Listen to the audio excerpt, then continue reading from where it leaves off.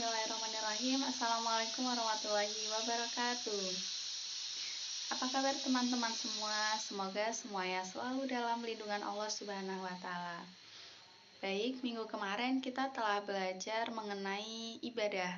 Apa itu ibadah? Apa saja pembagiannya? Teman-teman masih ada ingat ya? Kira-kira ibadah itu apa? Iya, bagus. Ibadah itu apa? Ya, betul. Ibadah adalah segala perbuatan yang disukai, dicintai, dan diridhoi oleh Allah Subhanahu wa Ta'ala. Jadi, untuk selanjutnya hari ini yang akan kita bahas adalah tentang pembagian ibadah. Ibadah itu dibagi menjadi dua. Ada ibadah mahdhah dan juga ibadah ghairu mahdhah. Dan di teman-teman ada yang udah tahu belum nih? Apa kira-kira apa itu ibadah mahdhah, apa itu ibadah ghairu mahdhah?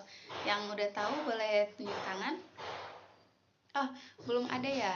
Jadi kita bahas dulu bahwa ibadah mahdhah itu adalah ibadah yang sudah ditentukan tata caranya, cara kita melakukannya bagaimana, apa saja yang harus kita penuhi agar ibadah itu menjadi sah. Seperti itu.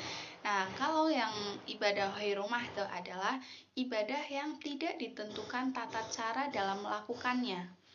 Nah, di sini teman-teman ada yang tahu nggak apa itu contohnya dari ibadah mahdhah dan ghairu mahdhah? Ya betul, kalau ibadah mahdhah itu contohnya seperti sholat 5 waktu.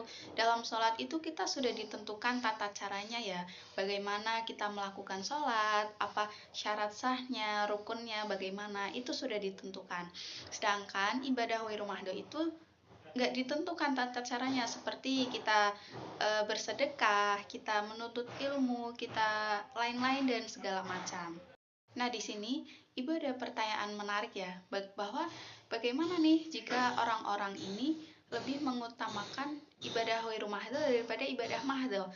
Nah, kalau dalam ibadah itu kan, ibadah mahdhah itu kan hanya seputar misalnya kita sholat rawatib, sholat sunnah, sholat wajib, dan sebagainya. Kalau kita hanya mengandalkan dari ibadah mahdhah itu, ya pahala kita cuma sebatas di dalam ibadah itu.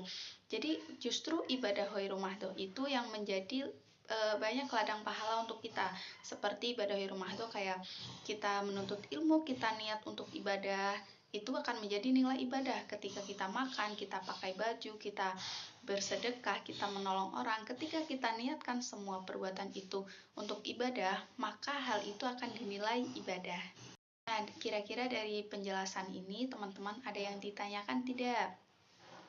Tidak ada ya. Jadi kesimpulannya adalah ibadah adalah segala perbuatan yang dicintai dan diridhoi oleh Allah. Pembagiannya ada dua, yang pertama ada ibadah mahdhah, yang kedua ada ibadah ghairu mahdhah. Ibadah mahdhah itu ibadah yang sudah ditentukan tata caranya, ibadah mahdhah itu ibadah yang tidak ada ketentuan tata caranya.